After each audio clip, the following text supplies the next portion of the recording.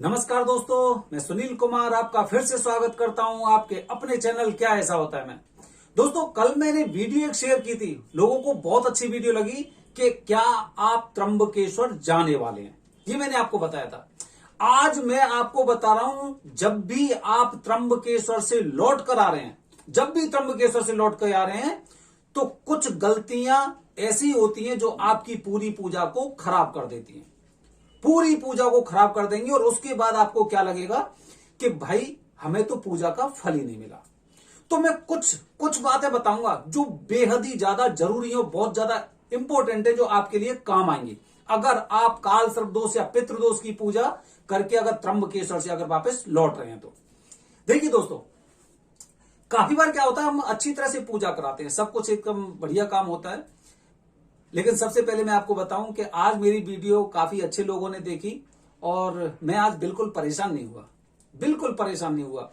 जिन लोगों को जरूरत थी उन्होंने व्हाट्सएप मैसेज किया या मुझसे मेरा नंबर मांगा। मैं उन लोगों का हाथ जोड़कर शुक्रिया अदा करता हूं कि इतने अच्छे लोगों से बात करके आज मुझे बहुत अच्छा लगा। अच्छा दोस्तों, अब देखिए मैं बताता हूं कि लौटते समय हम कौन सी गलतियां कर रहे हैं। देखिए, काफी चीजें ऐसी होती है, भूलवश होती हैं, जिनके बारे में हमें बिल्कुल भी पता नहीं होता है। हमें यही नहीं पता है कि ये काम सही है या गलत है, बल्कि हम ज्यादातर जो गलतियां करते हैं ना, वो उन जगह करते हैं जब हमें पता होता है कि ये चीज सही है। क्योंकि गलत तो इंसान नहीं करेगा ऐसी जगह जाके, वो अपने दिमाग में ही अपने मन में कैलकुलेशन करते हैं और कैलकुलेशन करने के बाद जो अच्छा रिजल्ट मिलता है, जो अच्छी चीज होती है, उसी के अनुसार उस पर वो आगे अमल करते हैं और उसी में उनकी गलतियां छुपी होती हैं। तो दोस्तों बने रहिए, देखिए सुनिए। सबसे पहली गलती बता रहा हूं मैं आपको।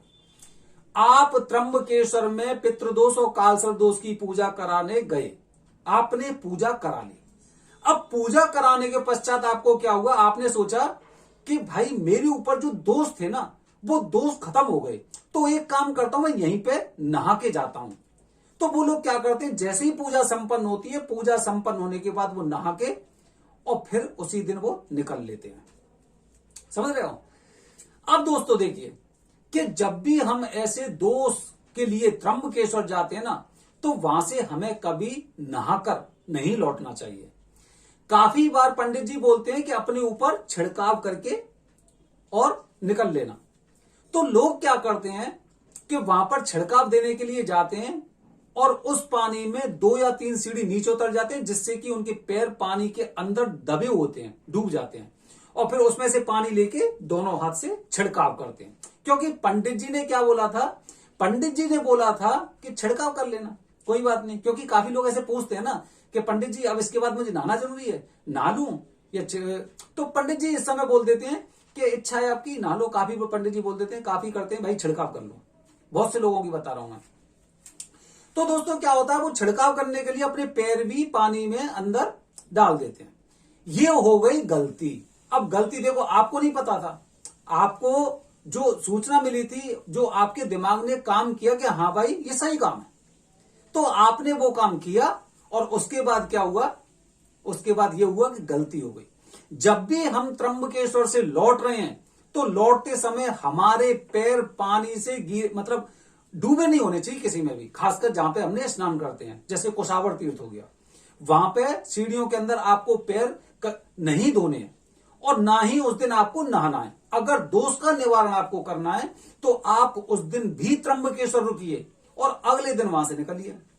तो इससे क्या होगा दोस्तों कि आपका संशय भी खत्म हो जाएगा और दोष भी नहीं लगेगा। आप, अगर मैं धार्मिक किताबों की बात करूं, धार्मिक ग्रंथों की बात करूं या फिर शास्त्रों के अनुसार बताऊं, आप कहीं पे भी देखना, जिस भी तीर्थ स्थल में आप जाएंगे किन्हीं के दर्शन करने, तो दर्शन करने के बाद जब आप लौटते हैं तो आप कभी नहीं सोचते कि मुझे यहां से नहा के जाना है, यहां पर मैं अपने पैर धुल के जाऊं। कोई इंसान नहीं चाहता किसी भी तीर्थ स्थल पे आप चले जाना, समझ गए। तो नहाने वाली बात और पैर धोने वाली बात आप पूरी तरह से समझ गए होंगे, जो गलती हमसे होती है। हमेशा आपको ध्यान रखना है, अगर आपको नहाना है, आपको लगता है कि चलो यार एक बार और नहा लेता हूं यहां पे, तो आप एक दिन और रुकिए, उसके बाद बाबा के अगले दिन सुबह फिर नहाइए, फिर उसके बाद दर्शन करिए बाबा के, यहाँ पे उनके चरणों में नतमस्तक होइए और फिर उसके बाद आप निकल दो। ठीक है, ये पहली गलती हो गई, याद रखना। आप भी सोचोगे बात में तो दम है, वही वाली बात बताऊंगा आपको। अच्छा, दूसरा दोस्तों क्या होता है, दूसरी गलती क्या होती है, आपने त्र्यंबकेश्वर में पूजा कराई। अब पूजा कराने के बाद आप दर्शन करने मंदिर में गए और रास्ते में ही आपको एक मिल गया कोई सेवक, क्योंकि वहां पे पंडित जी के सेवक तो घूमते रहते हैं। अब क्या हुआ, उन्होंने पूछा कालसर दोष की पूजा करानी है, तो आपने कहा कि नहीं हम तो करा चुके हैं। किन पे करवाई? वो अपने आप जानबूझ के पूछेंगे किन पे करवाई। वो पता है क्यों पूछते हैं? वो इसलिए पूछते हैं कि जब आप पूजा करा के वहां पे जा रहे हैं तो एक आदमी जो आपके रेफरेंस से आएगा, ठीक है, वो भी यहां पे भटकता रहे। उसे ना तो कोई अच्छा पंडित मिलेगा, आप कह दोगे भाई वहां पे जाके आप देख लेना बहुत पंडित जी मिल जाते हैं, सस्ते का पैसों में पूजा हो जाती है। तो दोस्तों क्या होता है कि ऐसे करके इनकी पूरी एकदम वो चेन होती है, आप समझ सकते हैं बड़े आराम से। अब आपने कहा कि उनसे पूजा कराई थी, उसने पूछा कितने पैसे लिए, आपने कहा 3100। अरे यहाँ पे तो 500 रुपए में पूजा कर रहे हैं, ज्यादा से ज्यादा बहुत अच्छे पंडित जी, बहुत पुराने हैं, बहुत बुजुर्ग हैं, अकेले पूजा आपकी 1100 में कर देंगे। आपका दिमाग खराब, मैं तो ठग लिया। अब आप एक बात बताइए, जब भी आप त्र्यंबकेश्वर क्षेत्र में होंगे तो आपके दिमाग में केवल यही बात चलेगी कि 2000 रुपए में ठग गया। ठीक है, अब इससे क्या हुआ? इससे यह हुआ कि जो मन आपका पूजा में लगना चाहिए था, उस मंदिर में, उस जगह पे, त्र्यंबकेश्वर में जो मतलब इस तरह की जो एक शक्ति है, वहां पे जहां पे आपको पूरी तरह से बाबा में लीन हो जाना चाहिए था, वहां पे आप इस तरह की बात सोच रहे हैं जैसे कि आपके घर में बहुत बड़ी डकैती हो गई कि भाई 2000 रुपए गए, जैसे पता नहीं जिंदगी उजड़ गई। और चलो मैं तो ये कहता हूं चलो 2000 ज्यादा ले लिए।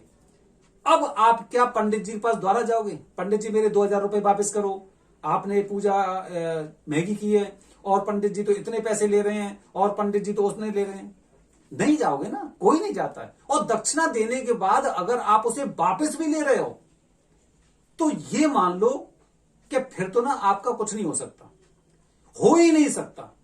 दक्षिणा कभी भी वापस नहीं ली जाती है, आप कहीं पे भी इस बात को पढ़ सकते हैं। ठीक है, अब आप पूरे दिन ऐसे ही सोचते रहे, शाम को चल दिए, घर पे आके आपको पता चला कि अरे मैं तो वहां पे ठग लिया। मतलब ये बात आप धीरे धीरे करके अपने नेटवर्क में सब जगह फैला दोगे और किसी को पता चल गई कि हाँ भाई पित्र उसे कालसर दोष की पूजा करानी है, तो आप हमेशा मना कर दोगे, नहीं वहां पे मत जाना, वो तो ठगते हैं, आप उसी तीर्थ पे चले जाना, कुसावर तीर्थ पे, वहां पे आपको बहुत पंडित जी मिल जाएंगे। मतलब वो इंसान, उसका रास्ता भी आपने रोक दिया सही रास्ते से। ठीक है, ये हो गया। अच्छा, उसके बाद आपको परिणाम नहीं मिलते हैं।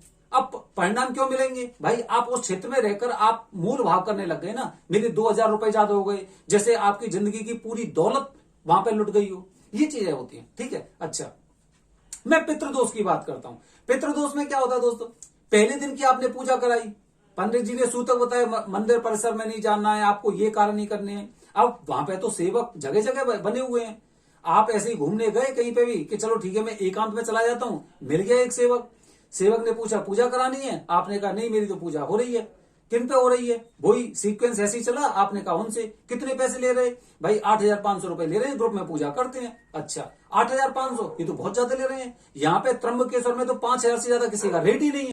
तो ये मान लो दोस्तों, जैसी ये बात आपके दिमाग में घुसी, तो अब इसका मतलब ये है कि आपने जो पूजा कराई थी, जो भी पूजा आज आपने कराई है, आपका उस पूजा में बिल्कुल ध्यान एकदम खत्म हो गया और जो पूजा के दोष वगैरह होते हैं वो भी आप पे लगने वाले हैं। आपका ध्यान केवल पैसों में लगा रहेगा कि मैं भाई इतना नुकसान हो गया, मेरा 3500 का नुकसान हो गया। ठीक है, अच्छा यही बात घूमती रही। अब आगे क्या होगा, क्योंकि पितृदोष की पूजा 3 दिन की होती है। अब पहले दिन आपने सोने तक, बल्कि जगने तक, सुबह जब जागते हैं आपने, आपके मन में एक ऐसी फिल्म फिट हो गई जिसकी वजह से 2 दिन की पूजा जो और बची है उसमें आपका बिल्कुल मन नहीं लगा। अब देखिए क्या हुआ, बिल्कुल मन नहीं लगा। अब हम यहां से लौट के वापस जाते हैं और हम कहते हैं पूजा का फल नहीं मिला। आपने पूजा की कहां थी? आप तो वहां पर भगवान से ये कह रहे थे कि मैं यहां पे ठग लिया। अरे पूजा अगर तुमने कराई है तो कुछ जांच पड़ताल करके कराई होगी ना। क्या पंडित जी कैसे हैं? और पंडित जी जब सही हैं तो फिर उसके बाद क्या हुआ, चलो ठीक है 1000 रुपए ज्यादा ले लिए, मैं तो ये कह रहा हूं कि चलो ठीक है 5,000 ज्यादा ले लिए, तुम्हारी पूजा 2100 रुपए में होती है या 3,000 में होती है, ठीक है। अच्छा, अब उसके बाद क्या हुआ भाई, 5,000 उन्होंने ज्यादा ले लिए, अगर पंडित जी अच्छे हैं तो आपको क्या परेशानी है? आप खुद बताइए क्या परेशानी है? क्या वो 5,000 रुपए आपके वापस मिलेंगे, या फिर तीसरे दिन जब पूजा हो जाएगी, पूजा में जो दक्षिणा दी जाएगी उसके लिए आप मोल भाव करोगे? मोल भाव थोड़ी करोगे कि नहीं पंडित जी मुझे तो वहां पे इतने का बताया था और ऐसा है, हम तो 4 लोग पूजा करा रहे हैं, हम तो 5 लोग पूजा करा रहे हैं, हम तो इतना इतना पैसा देंगे। देखिए, समझ रहे बात? मतलब भूल बस गलतियां होती हैं, हमें नहीं पता होता हम क्या बोल रहे हैं, लेकिन बोल रहे हैं। ये गलतियां होती हैं। पूजा कराने के पश्चात आप अपने पुरोहित से मोल भाव कर रहे हो, आप पे पैसे नहीं है, उतने पैसे नहीं है, अलग बात है कि भाई मैं यहां से घर से इतने पैसे लेके नहीं गया था, लेकिन आप ये क्या कर रहे हैं, आप मोल भाव कर रहे हैं। पैसे नहीं है, पंडित जी से डायरेक्ट बोले, पंडित जी मान जाते हैं। अगर आपके पास पैसे नहीं है या रास्ते में कुछ आपके साथ ऐसा हो गया है कि आपके पैसे निकाल लिए हैं, पंडित जी से बोलिए, पंडित जी ऐसी ऐसी बात है, कोई बात नहीं। ऐसा नहीं है पंडित जी आपको वहां से लौटाएंगे, बिल्कुल नहीं लौटाएंगे, आपकी पूजा करेंगे, आपकी पूजा करेंगे, और जब आपके पास पैसे हो जाएंगे आप उन्हें भेज देना। और अगर नहीं भी भेजते हो तो पंडित जी आपको एक दिन फोन भी नहीं करेंगे कि आपके पास से पूजा के पैसे आने हैं। समझ रहे मेरी बात को? तो ये भूलवश गलतियां होती हैं। आपने पूजा कराई, पूरा पैसा दिया, पूजा में आप शामिल नहीं हुए अंदर मन से, बाहर से आपने पूजा कराई, और घर पे लौटने के पश्चात आप कह रहे हो कि भाई मुझे पूजा का फल नहीं मिला है। कैसे मिलेगा? कहां पूजा की आपने? आप तो भाई मोल भाव करते रहे, तोलते रहे चीजों को, मेरे तो भाई 3,000 रुपए ज्यादा जा रहे हैं, 5,000 रुपए ज्यादा जा रहे हैं। अरे भैया ये मानो कि त्र्यंबकेश्वर में आके कोई पुरोहित अगर आपसे दक्षिणा ले रहा है तो ये मान लो आपने उन्हें दान कर दिया, जेब तो नहीं कटी आपकी। तो ये भूल बस गलतियों में से है कि जो मैंने आपको 2 बेहतरीन चीज बताई है, और इन्हें ना आप किसी से पूछ लेना, आपको ये जानकारी ना कहीं नहीं मिलेगी जो मैं आपको जानकारी दे रहा हूं। अच्छा, तीसरी बात, अंतिम बात, तीसरी बात यह है कि त्र्यंबकेश्वर जैसे तीर्थ ऐसे तीर्थ होते हैं कि वहां पे जब आप जाते हैं ना, तो ये मान लो कि हमारे अंदर ना अपने आप ही एक ऐसी ऊर्जा, ऐसी एनर्जी आती है कि बड़ा सुकून मिलता है। हम अपने चाहे किसी भी तरह की ऑफिस कर रहे हैं, किसी भी तरह का कोई कार्य कर रहे हैं, वहां पे जाके भूल जाते हैं, और जैसे ही उधर से बैठने के बाद जब ट्रेन में बैठते हैं ना, तब हमें याद आती है अरे वहां पे जाना है, मेरा इतना लॉस हो गया, मेरा इतना हो गया। मतलब इंसान वहां पे खो जाता है। अब आप सोचिए वहां पर जो बाबा भोलेनाथ की पावर है वो कैसी है। समझ रहे हैं मेरी बात को? अब देखिए उद्देश्य पे आते हैं। काफी लोग पूजा कराने के पश्चात वहां से ऐसे ही लौट आते हैं। अब ऐसे ही का मतलब समझ रहे हैं आप? ऐसे ही का मतलब ये हो गया बिना किसी दान के हमने पूजा कराई, मंदिर में दर्शन किए और निकल लिए। अब दोस्तों क्या होता है, वहां पर त्र्यंबकेश्वर में जब भी आप जा रहे हैं तो आपको 2 कार्य जरूर करने चाहिए, अवश्य करने चाहिए जब भी आप जा रहे हैं, जो और जैसी आपकी श्रद्धा है। एक तो सबसे पहले वहां पर किसी भी जानवर को एक चारा खिलाना है आपको चारा खिलाइए, और एक वहां पर जो कोई गरीब इंसान हो उसे आप भोजन कराइए। और मैं ये नहीं कह रहा कि भाई आपके पास पैसे नहीं है, आपको क्या करना है, जितनी आपकी श्रद्धा है। अगर कुछ भी नहीं है तो आप थोड़ी सी उसे कुछ जो खाने के वहां पे पोहा आते हैं, पोहा खिला दो, जलेबी होती हैं, समोसे होते हैं, कुछ भी दे दो, मतलब अपनी श्रद्धा के अनुसार। और अगर आपके पास पैसा है तो कम से कम एक गरीब को उस तरह का खाना खिलाइए जिस तरह का खाना आप खाते हैं। मतलब ऐसी जगह आपने किसी भूखे को खाना खिलाया है, किसी भूखे को। अब देखिए मेरी बात है, आप ना एक कहते हैं ना जैसे फैक्ट चेक, जैसे कि आप एबीपी न्यूज है इन पे देखते हैं ना फैक्ट चेक। अब आप देखिए ऐसी धार्मिक जगह अगर हम किसी को भी खाना खिला रहे हैं, किसी भूखे इंसान को खाना खिला रहे हैं, तो शास्त्रों में क्या लिखा हुआ है? शास्त्रों में यह लिखा हुआ है कि आप कभी जिंदगी में भूखे नहीं रहने वाले, कभी नहीं रहेंगे। आप एक इंसान को ऐसी जगह भोजन करा रहे हैं, आपको कराने वाले ऐसे लाखों लोग होंगे जो आपको भूखा नहीं रहने देंगे। समझ दोस्तों। तो ये भूलवश गलती हम करते हैं। ये 3 जो गलतियां बताई मैंने आपको, वो भूलवश गलतियां हैं, हमें नहीं पता, हमें जानकारी भी नहीं है। इसीलिए दोस्तों मेरे वीडियो बनाने का उद्देश्य यही था कि कम से कम जब आप वहां पे जा रहे हैं तो भूलवश भी कोई आपसे गलती ना हो। दोस्तों फिर मैं अपने उस वीडियो से लेट हो गया हूं, और ये वीडियो भी ना मेरी बहुत बड़ी हो गई है, ठीक है। तो अगली वीडियो में मैं जानकारी दूंगा पितृदोष से हमेशा के लिए मुक्ति कैसे पाएं। बने रहिए हमारे चैनल के साथ दोस्तों। धन्यवाद दोस्तों। जय हिंद, जय भारत, हर हर महादेव।